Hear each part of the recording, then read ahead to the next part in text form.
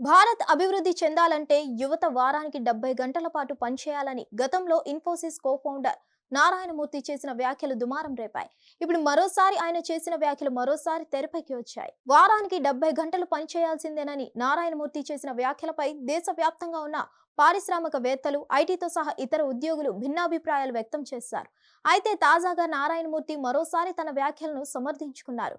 వారానికి 70 గంటల పాటు పని చేయకుంటే దేశంలో ఉన్న పేదరికాన్ని ఎలా అధిగమించాలంటూ ప్రశ్నించారు. పశ్చిమ బెంగాల్లోని కోల్కతాలో జరిగిన ఓ కార్యక్రమంలో నారాయణమూర్తి పాల్గొన్నారు. ఈ సందర్భంగా ఆయన పలు కీలక వ్యాఖ్యలు చేశారు.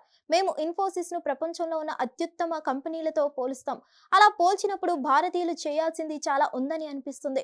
భారత్ లో ఇంకా 80 కోట్ల మంది ఉచిత రేషన్ తీసుకుంటున్నారు. దీన్ని బట్టి చూస్తే ఇంకా 80 కోట్ల మంది పేదరికంలో ఉన్నట్లేగా. అందుకే మన ఆశలు, లక్ష్యాలు ఉన్నంతగా ఉంచుకోవాలని అన్నారు. వారానికి 70 గంటల పాటు పనిచేయకపోతే పేదరికాన్ని మనం ఎలా అధిగమించగలం? కష్టపడి పనిచేసే పరిస్థితిలో మనం లేకపోతే మరి ఇంకెవరు పనిచేస్తారు?